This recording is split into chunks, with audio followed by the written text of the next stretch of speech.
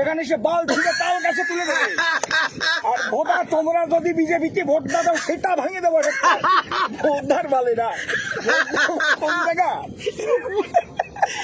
হরিবল হরিবল হরিবল। এই ভোটার মধ্যে আবার হরিবল দর্শককে কি হবে? দর্শককে কবে ভোট যদি না দাও ওটা শোধন খাবার। মমতা দিদির কি করবে? শোন, আলাপ ব্যবহার তোরা ভালো করে করিস। কোনোরকম এখানে গালাগাল দিবি না, গালাগাল দেবো না। বলে দেওয়া তাহলে বাল ছিঁড়ে তাল কাছে তুলে ওনার কালচারটাই তো রাখো। অসীম সরকার যে ভাষায় কথা বলেন, স্বাভাবিকভাবে যে ভাষাতে উনি অভ্যস্ত সেই ভাষাতেই উনি কথা বলছেন। এতে কোনো নতুনত্ব নেই বা এতে কোনো হচ্ছে কিনা যে অভিনত্ব কিছু নেই। কারণ ওনার সঙ্গে যদি আপনারাও কথা বলেন তাতে দেখবেন উনি যদি 10টা কথা বলে তার মধ্যে হচ্ছে কিনা যে 8টাই দেখবেন উনি গালিগালাজ করেন। মানে উনি যে জগতের মানুষ সেই জগতের কালচারটাই হচ্ছে এই ধরনের। আর নতুনত্ব তো কিছু নেই। ধরুন ওনাদের দলের যিনি প্রাক্তন সভাপতি, রাজ্য সভাপতি, আপনারা দিলীপ ঘোষের বক্তব্য শুনলেও বুঝতে পারবেন দলটার কালচারটা যে সেই কালচারটাই হচ্ছে যে উনি বলে ফেলছেন। এটা ভিডিও আকারে বেরিয়ে গেছে। তাই যদি বিজেপির যে সমস্ত নেতারা আছেন তাদের দেখবেন যতগুলো নেতা আছে তাদের সম্বন্ধে যদি আপনারা খোঁজ খবর নেন তাদের ভাষারও কোনো এই ধরনের ভাষা তারা প্রয়োগ করতে অভ্যস্ত। আর সাথে সাথে ক্যারেক্টারের দিক থেকে ওরা কেউ একটা ভালো জায়গায় নেই। প্রত্যেকটারই দেখবেন স্বভাব চরিত্র অত্যন্ত খারাপ। আমরা যে ভিডিওটাকে মানুষের সামনে এনেছি এটা এডিটিং করা ভিডিও, এবং এই ভিডিওর জন্য 2022 সালে এডিটিং করে এই ভিডিও বের করে আমার বিরুদ্ধে 22 সালে কেস করেছিল। ওনারা যেটা বলছেন যে এটা নাকি আমি কালনাতে প্রচারে এসেই পরশুদিন আমি এসব কথা বলেছি। আমি কেসের কাগজটা আপনাদের দেখিয়ে দিচ্ছি।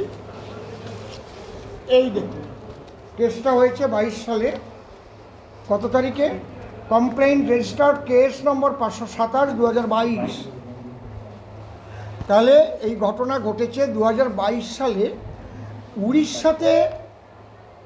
উড়িষ্যাতে একটা ভোট প্রচারে ত্রিস্তর পঞ্চায়েত ভোট প্রচারে আমাকে পাঠিয়েছিল।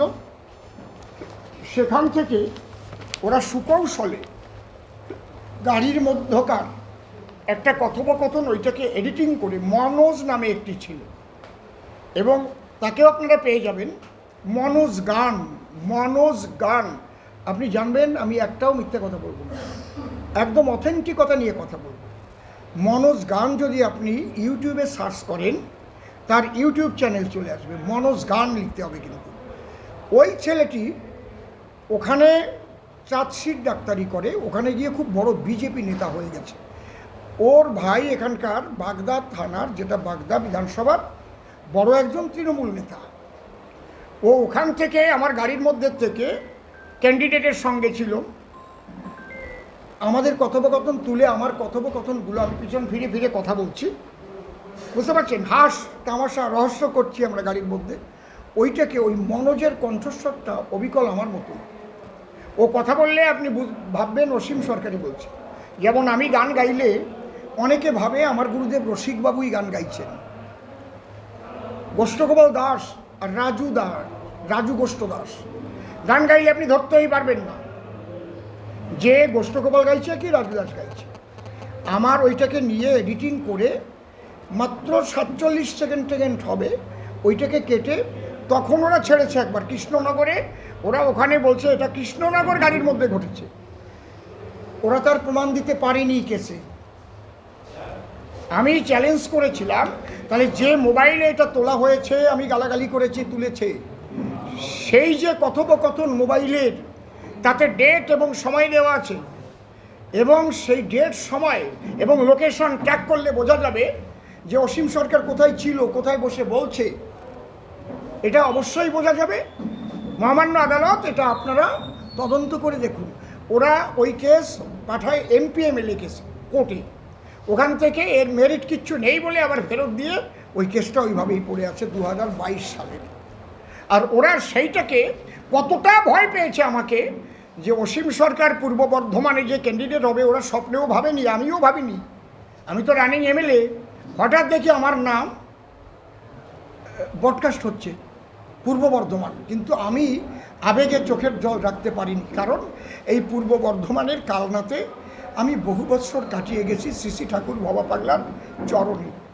আমি না শুধু ওই যে কথা দিয়ে কথা রাখতে পারবো না সেরকম মানুষ কিন্তু আমি না। যে কটা কথা আমি দেব সেই কটা কথা আমি রাখার চেষ্টা করব। আর এই পশ্চিমবঙ্গের যে সরকার, এই সরকার হচ্ছে পরিত্রাণের সরকার নয়, ত্রাণের সরকার। এই সরকার সবসময় ত্রাণ দিয়ে, আপনি জিজ্ঞেস করবেন মাননীয় ডক্টর শর্মিলা সরকার মহাশয়াকে যে উন্নয়ন কি করেছেন দিদি আসার পরে। এই সরকার থাকাকালীন ব্রিজ হবে না, এই সরকার থাকাকালীন ব্রিজ হবে না, হবে না, হবে না। এই বাংলায় বিজেপি সরকার আসবে, সমস্ত জায়গার যা কিছু আছে এর উন্নয়ন আমরা করব।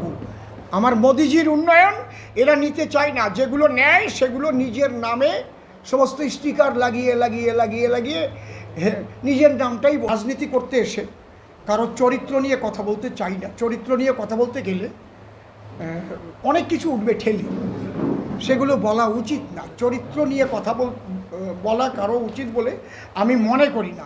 মাননীয় মুখ্যমন্ত্রী, ওনাদের যাকে দিদি বলে ওনারা প্রণাম করেন, এবং যিনি বাংলার মাননীয় মুখ্যমন্ত্রী, তার সম্পর্কে যে সমস্ত লিখেছেন মাননীয় দীপক ঘোষ, তার জীবনী সম্পর্কে, এগুলো জবাব ওনারা দিতে পারবেন কি?